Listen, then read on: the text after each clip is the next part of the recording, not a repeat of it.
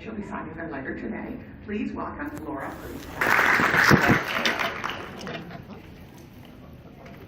Thanks, Sylvia, and I'm so glad to be here with you guys.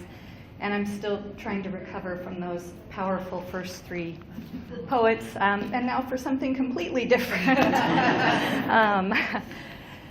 So yes, it's Poetry Palooza, and I'm just going to share a little taste of each of these three picture book poetry collections for you. So first up is Lion of the Sky, Haiku for All Seasons. And this book is from Millbrook/Lerner, and it's gorgeously illustrated by Mercé Lopez. And there's 6 poems about each season, and each one is a haiku in its syllabification, but it's also a mask poem, so there is a non-human narrator saying the poem. And I envisioned them, I wrote them as riddle poems, with the idea that the reader would hear the words first and try to make a guess about what was being described, and then would look at the illustration to see if they were right or not. So here's one. Twigs, sticks, mud, feathers. I'm a closely woven home for cheap chirping chicks. Okay, so your guess? Yes. Oh, sorry, I lost the thing. Yes, you are correct. Oh dear. Okay. Your tech is contagious. No, it's me, not the tech. Yeah, so beautiful art. So that is 24 of those poems. And next up is Snowman minus cold equals puddle, spring equations. And spring is kind of a sad season in Minnesota. It is not the lovely picture book. Yeah, it's just a mess, really. So this book is about spring. It's equations, but they use words rather than numbers. And they are also kind of riddles. I like to share with kids the equation and ask them to solve it. It's full of information about transformation, but also metaphor. And I think it's a great mentor text for kids who are writing, because I am just having a blast having kids write equation poems about all sorts of topics. So I'll share one. Bark plus beak equals drum. And you can see this one is from Charlesbridge, and the awesome art is by Misha Archer. It's really stunning. Another one, dusk plus skunks equals parade. And each one of these equations has, yeah, run would have been a good answer. There's multiple right answers for all of these equations. So, and some I wish I could go back and change. But each equation has a little sidebar with some science info. So for the skunk one, it's late spring means feeding lessons for baby skunks. Skunks are nocturnal, so as day turns to evening, a mama skunk marches through the meadow to look for grubs and bugs for supper. Her kids follow her, watching and learning.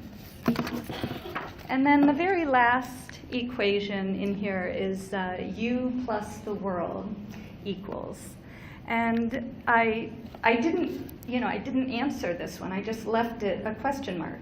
Because as I like to tell young readers when I'm talking to them, that this whole book is about how we change each other and how everything that things in nature do, it affects other parts of nature and the world. And of course, kids change the world and affect the world too. But I have no idea how any one child will do it. Each reader has to figure that out for themselves. So that is Snowman minus cold equals puddle. And then book number 3 is In the Middle of the Night, Poems from a Wide Awake House. And this one is from Wordsong, Boyd's Mills Press.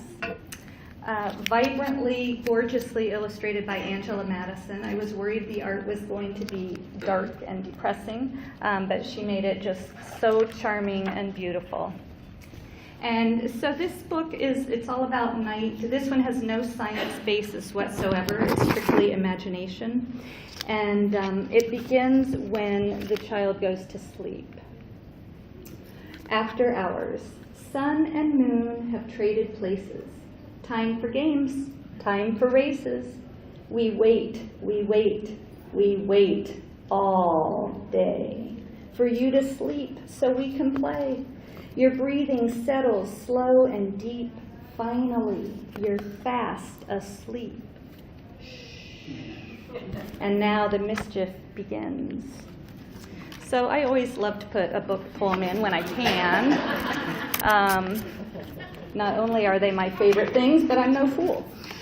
So overdue book hide and seek. And the artist did, she's got the library book on the page before, the spread before, and then you can see the little path of the library book as it's hiding from its reader. And it goes, I'm not in your backpack or under your bed, and you have to find me, Miss Teabottom said. I creep to your closet, I burrow, I sneak. I love to play overdue book, hide and seek.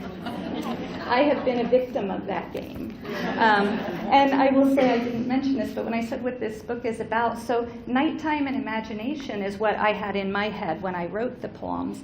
But I didn't realize till the book came out how many of the poems are really about the relationship between an object and the kid who reads it or plays with it or whatever.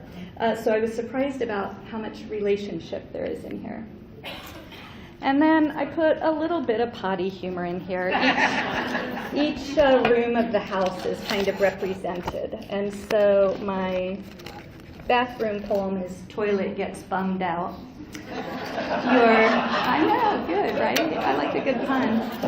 Your fart jokes and sound effects stink. You're just so funny, you think. I flush and pretend I don't mind, 'cause I'm cold when you leave me behind. The copy editor was a big fan of that last comma, I have to say. And finally, I'll share one from their yard. And this one has a repeated line called, I'm lonely without my girl. So when I raise up my hand, if you guys will all say, I'm lonely without my girl, that would be awesome. The name of the poem is, I'd Rather Stick With You. Oh, and it's from the point of view of that poor, sad little stick down at the bottom. Okay, so I'd rather stick with you. I'm lonely without my girl. I'm a magic wand without a magician, electric guitar without a musician. I'm lonely without my girl.